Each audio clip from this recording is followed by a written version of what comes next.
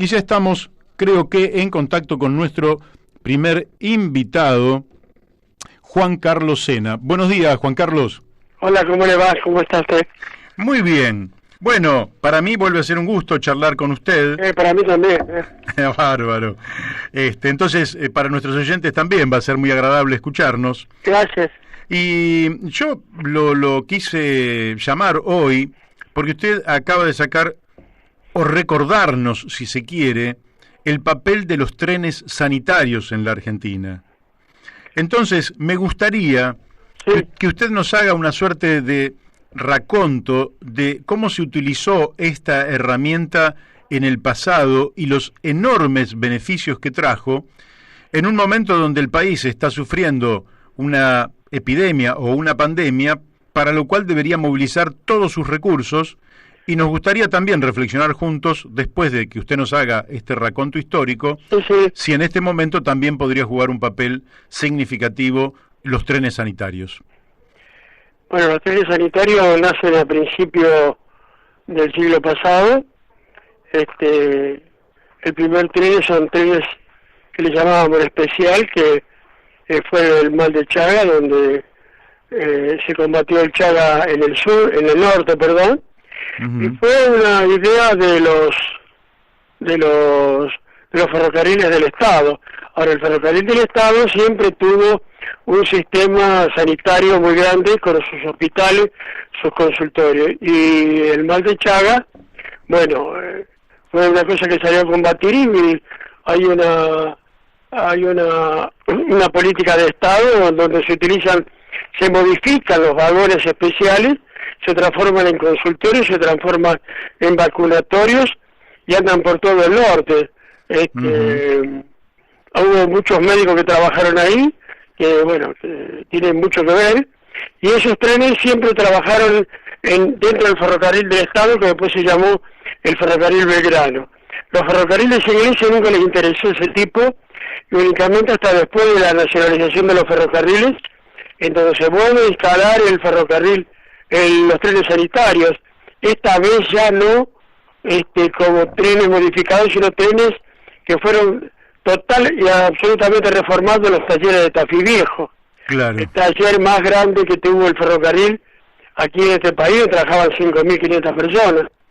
Ese ferrocarril, a través de la Fundación Eva Perón, donde tuvo mucho que ver el doctor Carrillo, claro, un sanitarista, tuvo mucho que ver, y se inaugura la primera formación acá en los andenes de Bouclon-sur-Mer, y ese tren empieza a recorrer también todo el pueblo. No únicamente hacía de hospital, sino también de vacunatorio, de prevención de todos los males, el mal de la bichuca, el mal de Chaga, el dengue, todo ese tipo de combate. Tiene la política estable. El sistema de transporte ferroviario en la Argentina fue utilizado también para el problema de la sanidad. Por ejemplo, en la Universidad de Tandil, en la que yo participé, se hizo un estudio sobre la llegada del tren al lugar. La llegada del tren al lugar significó la longevidad.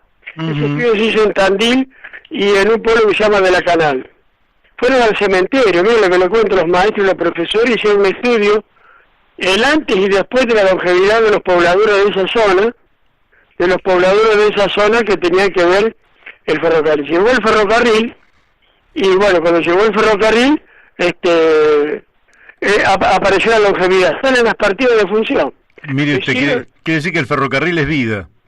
Exactamente, porque el ferrocarril donde llegó los departamentos de sanidad, los consultorios, para uso de los maquinistas, de los cambistas, de los peones que tenían.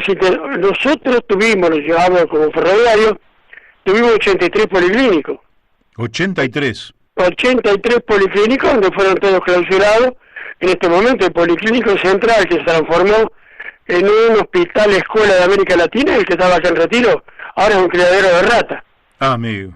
Así es, algunos policlínicos los absorbió la provincia, como el de Córdoba, como el de Tucumán.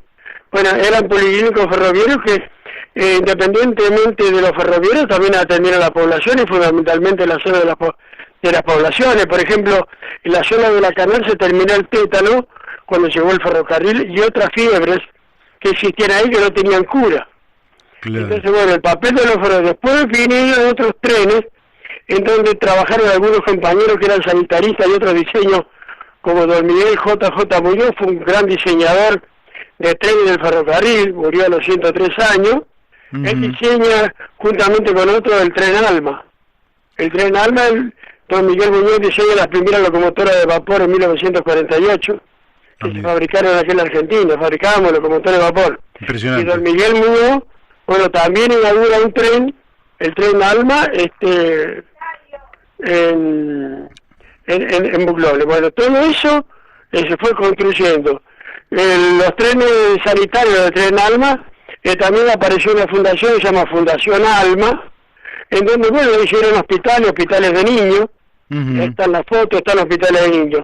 Después de la nacionalización, algunos ferrocarriles, como el San Martín de Trocha Ancha, empezaron a armar trenes sobre coches que hicieron el Materfer, o que eran coches Vesper holandeses, que los transformaron en trenes.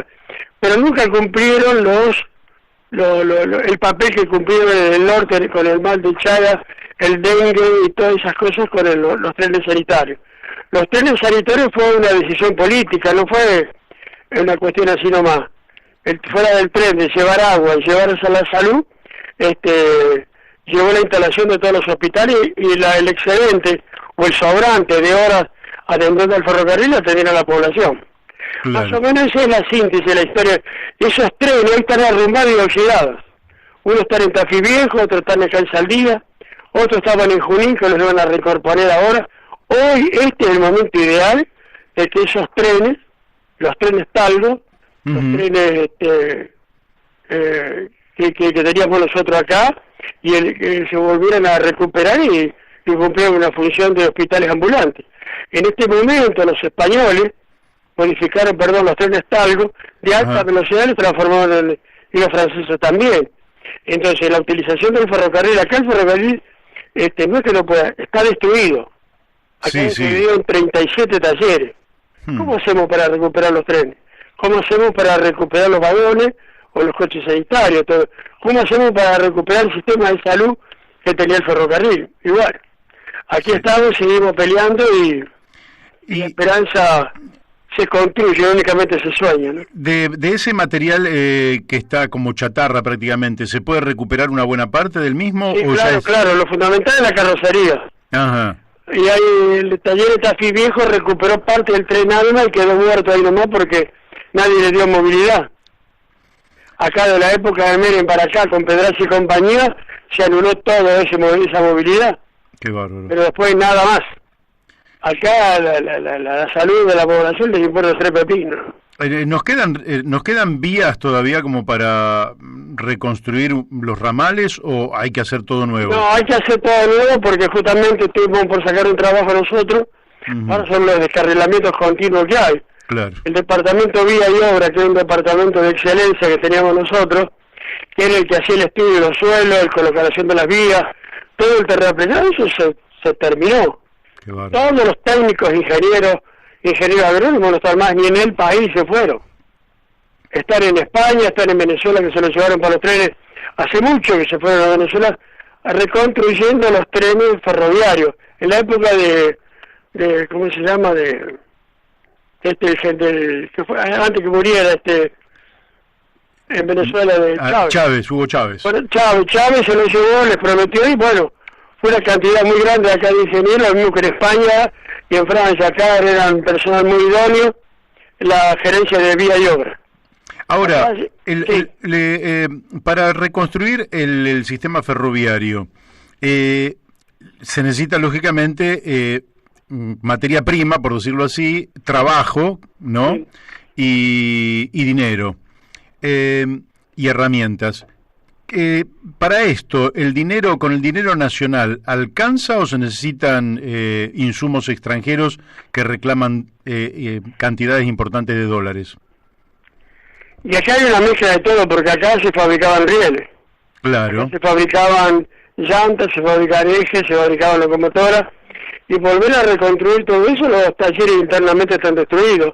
Lo que se está perdiendo, que es lo más valioso de todo, es el conocimiento acumulado de los ferroviarios, que bueno, el tiempo pasa, el crecimiento vegetativo, y ya no queda. Nosotros hicimos 3 congresos, uno en Tucumán, uno en San Cristóbal, otro en Córdoba, de técnicos ferroviarios, hasta hace 2 años, y bueno, nosotros hasta auspiciamos la creación de la carrera ferroviaria de la Universidad de Tucumán, y acá en Aedo, y en la época de Randazzo se anuló.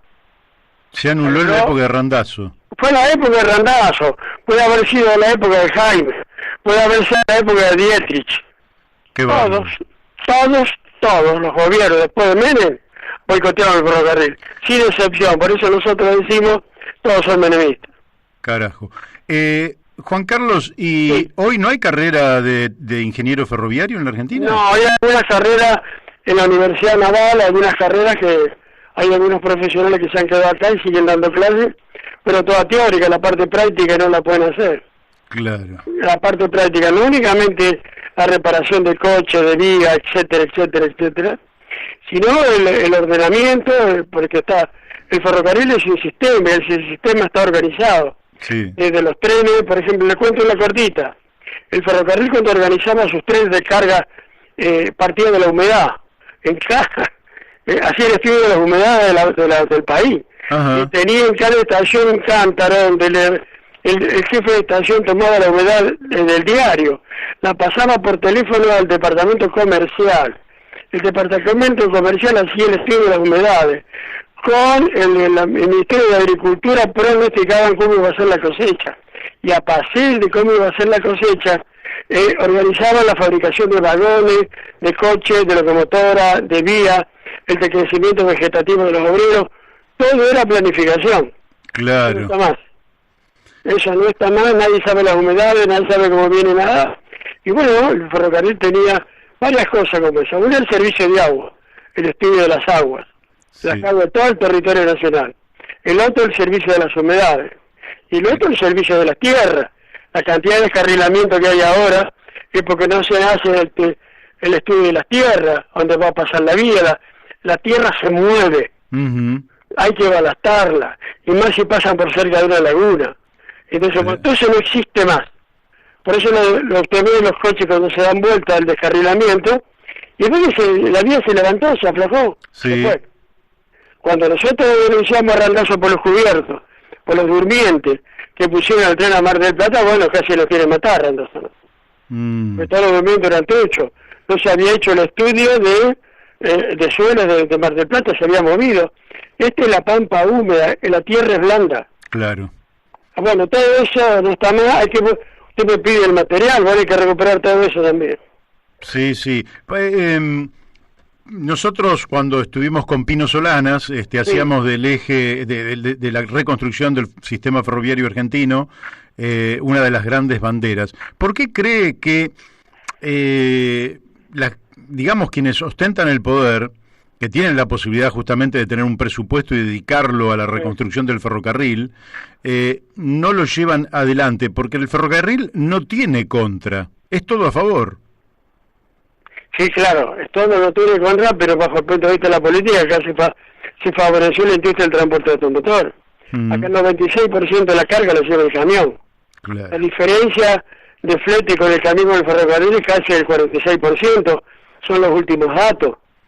Entonces, la mercancía recién toma su verdadero valor cuando interviene el transporte. Claro. Y si la lleva el ferrocarril es 46% menos. Y si la lleva el camión es más. Y eso lo paga el consumidor en la góndola. Claro. Lo paga ahí. Eso hay que asumirle, que hemos pasado de la accidentología a la siniestralidad. Tenemos 24 o 25 muertes diarias, sí, con los accidentes de ruta. Es decir, acá no hubo crisis en la industria del transporte automotor en Argentina. Cada día hay más camiones. En la época de Dietrich se estaban probando los camiones con 2 a 3 acoplados en San Luis. Es una locura, no tenemos ni las carreteras, ni los países capitalistas centrales hacen eso. Los países capitalistas centrales, en algunos países, comenzó y se han prohibido la circulación de camiones en la ruta por la polución y la accidentología. Hay trenes que llevan camiones. Son países capitalistas desarrollados. Los yanquis tienen la Amtrak, que es la empresa estatal de pasajeros. y la Conrail, que es la empresa estatal de trenes de carga. Tiene trenes de carga estatales y hay privados, no concesionados, privados. Claro. Y el control es rigurosísimo. Es decir, los capitalistas son capitalistas, pero no son tontos. Sí, claro. Y acá nosotros estamos llevando la industria del transporte automotor de todas empresas extranjeras. Allá la Scania Babi, que está en Tucumán, cada vez más grande. La Ford, la Mercedes-Benz, la Peugeot. Acá hay pequeñas crisis en la industria. Hoy mismo, con lo que está pasando, hay pequeñas crisis, pero no una crisis general. El problema del transporte es un problema muy serio. Claro, muy serio. Es vital, pero para la República Argentina, por la magnitud, la extensión del territorio, sus economías regionales, y ahora también el tema de la salud, la reconstrucción del tren es vital para la vida del país. Es como si pusiéramos arterias en un cuerpo, porque si la sangre no llega a algún lugar del cuerpo, se necrosa esa zona del cuerpo, se muere. Y acá pasa lo mismo. Para que el país viva, necesitamos ferrocarril. Acá que nos metieron en el verso de la competitividad. En los países centrales no existe la competitividad, existe la complementariedad de los transportes. Claro. Hay una ley de transporte en Europa y en todo el mundo que dice que se transporta a corta distancia, a media distancia, y la corta distancia, media distancia, larga distancia es según el país. Entonces acá se metió la competitividad, y la competitividad no existió, destruyeron el ferrocarril para que anduviera el camión. Claro. Entonces eso es lo que pasó acá. Son políticas de Estado, entonces esto viene de la época de allá atrás, muy atrás, donde se instaló el camión. Se instaló el camión, se instaló el transporte automotor, y bueno, y no ve que no tienen, acá en Madrid el problema del transporte interno de Madrid no lo solucionaron con más colectivos, lo solucionaron con los subterráneos. Claro. Se ha terminado la polución, lo mismo que los transportes que ellos le llaman de cercanía. Los transportes de cercanía son los trenes nuestros locales. Bueno, yo creo que el transporte es una cosa muy seria. Usted dijo una cosa muy cierta. El sistema de irrigación sanguínea es como el ferrocarril. Claro. Las venas cortas, gruesas, todas son útiles al cuerpo. Y no compite con el sistema nervioso, se complementa. Claro. Que sería el otro cambio. Y yo creo que bueno, pero acá hay una intencionalidad y hasta la fecha. Hasta la fecha hay una intencionalidad. Juan Carlos, ¿cómo hacemos para sensibilizar a nuestro pueblo de que esto es una bandera que además aportaría eficiencia al sistema económico, posibilitaría que las economías regionales tengan mayores posibilidades de desarrollo, pero generaría una inmensa cantidad de fuentes de trabajo que las estamos necesitando? ¿Cómo sensibilizamos a la población para que tome esta bandera de la reconstrucción de los ferrocarriles en la Argentina? Y después voy a hacer otra pregunta, que es, ¿tenemos hoy, para empezar de cero, como en algunos casos hay que empezar de cero, los equipos humanos? ¿Todavía queda el personal suficiente como para decir, para empezar el plan de reconstrucción ferroviaria, tenemos gente?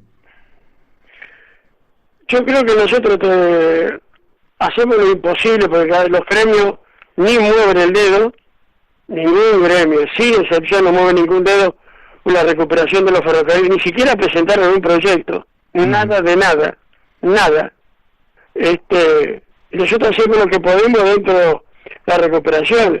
Lo que pasa es que la propaganda nosotros nos abruma, y la clase política acá ni se mosquea con respecto a los técnicos, y cada vez quedan más pocos. Claro. Quedan más de crecimiento vegetativo, que nosotros tenemos compañeros en Tucumán, compañeros en San Cristóbal, compañeros en Mendoza, compañeros en Bahía Blanca, compañeros que todavía están, y bueno, ni siquiera, yo les cuento esto, cuando Felipe González decidió modificar los ferrocarriles en España, cuando empezó a trabajar y modificó todos los ferrocarriles y las trochas, porque Mitterrand le dijo, no vas a entrar a Francia, y eran socialistas los dos, sino modificar los trenes. Felipe lo tomó como política de Estado. Después vinieron los conservadores, continuaron con la misma política de Estado. Claro. Después vino Zapatero y continuó con la misma política de Estado. Después vino el último conservador, y continúa, y ahora tienen trenes de alta velocidad y los fabrican los españoles. Qué bárbaro. Los españoles. Pero cuando se fue este último, no el que está ahora, el último que era un conservador, sí, a todos los técnicos Rajoy los convocó, creó una fundación y los dejó ahí para que siguieran enseñando, y el conocimiento acumulado que tenían todos esos técnicos españoles se lo transmitieran a los nuevos. Entonces, son políticas de Estado independientemente de la ideología, son políticas que tienen que asumir un país, una nación. Acá la política de Estado que han asumido es el camión, acá es el camión, y el camión también lo trataron de imponer en México, y en México no pudieron mucho, porque en México para los mexicanos el ferrocarril es prácticamente un héroe, porque el ferrocarril lo utilizó Pancho Villa, lo utilizó Emiliano Zapata. Para ellos el ferrocarril es una herramienta de lucha. Claro. Entonces lo tuvieron los mexicanos, y usted ve la foto, el orgullo que tienen los mexicanos por su ferrocarril. Yo he estado en México en las asambleas, cuando votan, levantan la mano y ponen la rodilla a tierra. El amor que le tienen al ferrocarril. Así que bueno, yo creo que también tenemos que inculcar y tratar de seguir peleando. Así es. Bueno, Juan Carlos, vamos a volver a hablar porque lo suyo es extraordinario y usted es parte de esos héroes que en nuestra patria van a permitir que este país se reconstruya en la dimensión que este país merece y su pueblo merece, porque son muchos años de estar postergados, aletargados, estancados, y realmente necesitamos un relanzamiento, y son ustedes los que van a hacer posible que esto realmente se pueda revertir. Así que lo voy a volver a molestar en cualquier momento. Le voy contando esto un poquito. Sí. Nosotros estamos terminando un libro que se llama El ferrocarril y la cultura. El ferrocarril es el oficio que más ha emanado cultura dentro de poemas, cuentos, películas, teatro, Van Gogh, Monet, todo el mundo lo pintó, filatelia, todo. Lo estamos terminando el libro. Bien. Y no le voy a adelantar nada, pero creo que hacemos una gran movida cultural, porque se está movilizando mucha gente a través de la cultura con toda esta gente. El libro ya está bastante gordito, y están con los diseñadores trabajando, y bueno, estamos rescatando todo. Bárbaro. Todo. Bueno. Porque bueno, lo tendría al tanto. Sí, claramente, y vamos a tratar de difundirlo todo lo que podamos. Muchas gracias por todo. Le mando un fuerte abrazo. Igualmente a todos los compañeros ahí. Gracias, muchas gracias. Bueno, hemos hablado con Juan Carlos Sena, un orgullo extraordinario, y esta nota tiene un valor incalculable.